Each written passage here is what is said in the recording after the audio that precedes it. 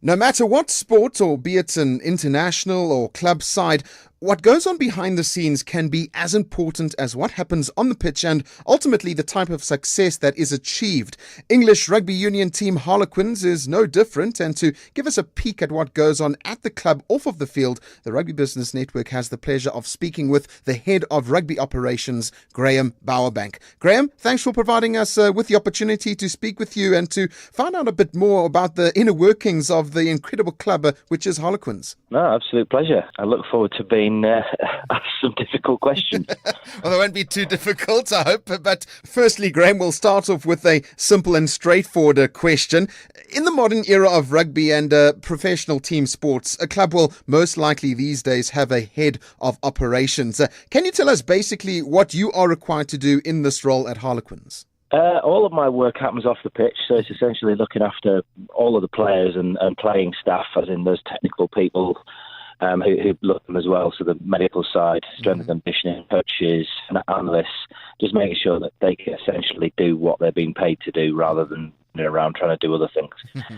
Players likewise, as much as we want to say to players that they will get what they need as opposed to what they want, there is still that element of needing to sort of shift alongside them and make sure they've got everything they need to perform on a Saturday afternoon, really. Very interesting. A lot of different areas you are involved there behind the scenes. Well, you joined Harlequins in 2010, so you've been there for quite some time now. What is it about the club that interested you in wanting to become part of the backroom staff, if you want to call it that? When I first did it, there's a little bit of personal circumstance in terms of the fact that I was married with two children and working in football, sort of travelling about 135, 140 days a year, and it's just not conducive to having a marriage or looking after your children, really. In essence, Harlequins is a club with some incredible history. At the time when I joined, what was coming through the system in terms of the players and the age that they were at, they were literally primed to go on and win a number of things, and everybody wants to win. Fortunately, from my point of view, I kind of picked the right place at the right time because we ended up winning sort of 3 or 4 trophies in a few seasons. Wow. Amazing. Well, you've been there nearly 8 years and you've gained experience over that time. What would you say are some of the satisfying moments for you as the head of Rugby Operations? And on the other end of the scale also, what do you find are the most challenging or difficult tasks that you face in your role? I'll go challenging first, if that's all right. Yeah, sure. I think sometimes the difficult part is seeing people making mistakes. I mean, that's obviously, seeing them make the mistakes, but also obviously then come back and sort of rectify them is even better. We've got a few guys who are sort of world-class players, but also, have a few issues on field in terms of disciplinary issues. And that's, it's not a hidden fact, but actually watching and working through them with those is incredible to watch. I think people forget that our guys tend to be between the age of 18 to 30, and all of a sudden, because they're heroes of people, they have to behave in a specific way all the time. It's not physically possible. And actually just managing that situation has its ups and its downs. It has a lot of satisfaction attached to it after probably the initial devastation at times of seeing someone getting a red card and thinking, oh no, what's coming next? But actually, yeah, that has the ups and downs with it. I mean, clearly, one of the best things that I've ever experienced was winning the Premiership. Certainly behind the scenes, to sort of get that satisfaction of seeing and preparing people to be able to do that is incredible, really. Wonderful. Well, Graeme, apart from what you do behind the scenes, there are times, obviously, during the week which you will rub shoulders with the players, find out how they're doing and have to deal with some other issues away from the field with them. What sort of effect does this have on you? And did you personally ever want to play rugby or any other sport professionally? I wanted to be a golfer. Okay. Back in the day. I was actually quite good. I'm certainly not anymore. I don't have the time to do it. But that sort of set me up in terms of understanding mindset of what it actually takes to go from, being extremely good and extremely talented to going on to actually winning things. And there is a very, very big difference between the two. Without a doubt. Well, let's now explore what makes a professional sports team and an organisation function behind the scenes. What are some of the important factors that are always kept in mind at a club like Harlequins when it comes to reaching targets and ultimately winning games? I think it's about environment, it's about culture, and it's about everyone understanding and buying into that. You can have a team that's absolutely flying or a team that's struggling, and actually what happens behind the scenes is essentially what can pick them up or bring them back down again. It's really important that you understand that all of those people that work behind the scenes are probably as level emotionally as you can get. You can't help but get involved. So there's regular times where, the boys will laugh their heads off at me for potentially getting a little bit excited on the touchline. But that's because I care. But actually, understanding what makes them tick, and all of the other staff doing exactly the same. And almost you have to get in the same boat and row just as hard as what they're doing. Once you kind of get to that point, you're all working towards the same thing. So whatever the targets are, ultimately you want to win trophies out on the pitch. But you have to build towards that, and things do go up and down. It's very, very cyclical. You can see that in all sports. I know that football, for example, may only have 6 teams potentially that can win anything, and over the last few years it has become a little bit boring, and potentially only one or two teams actually ever win anything. But it still goes in cycles. Those teams still struggle.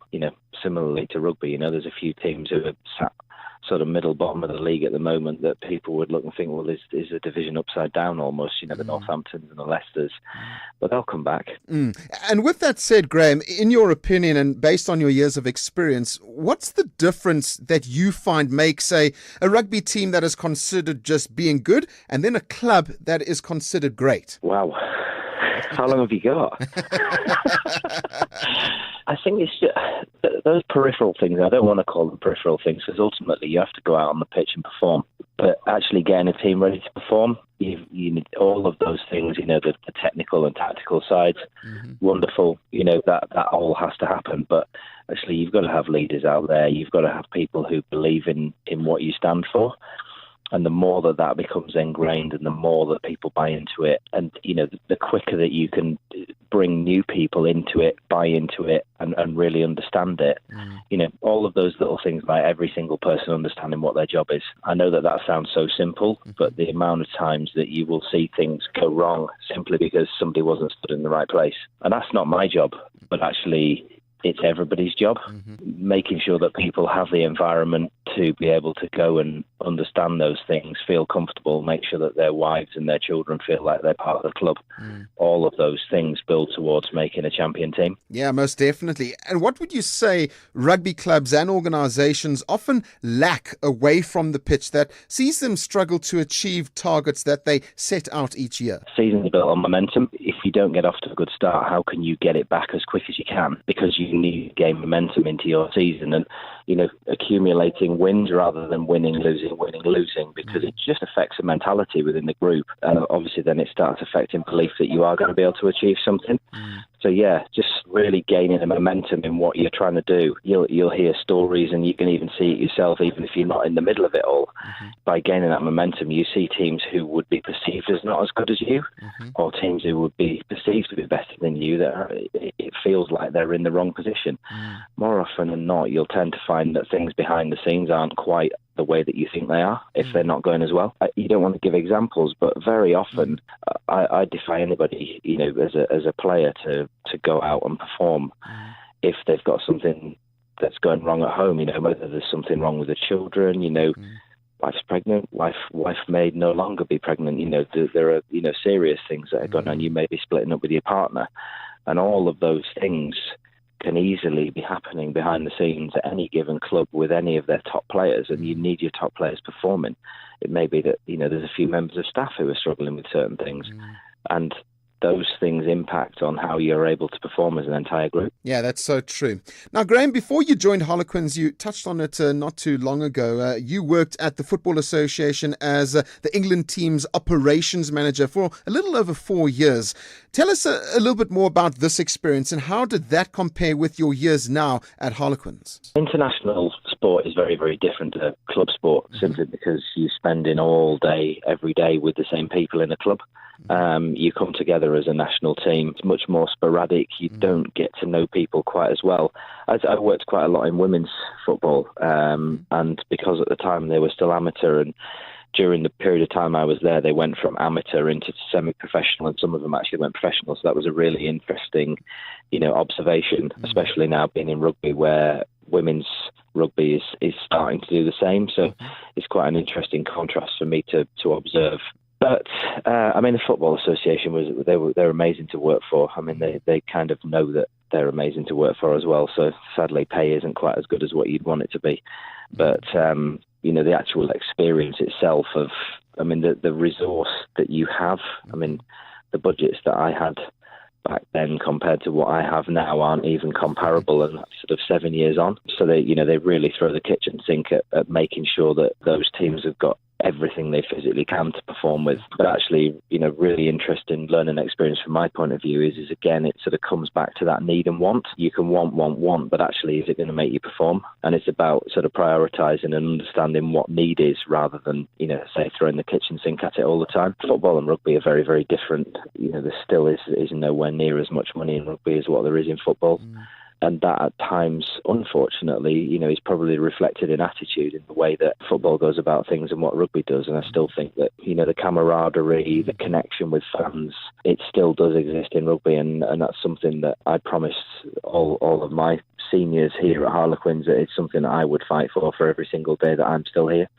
That connection to the people who essentially pay your wages is absolutely critical. And I think sometimes football's lost that.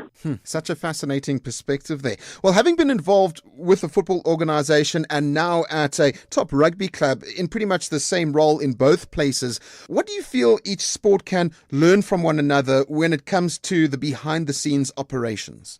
Football does it very, very well because it has a lot more resource.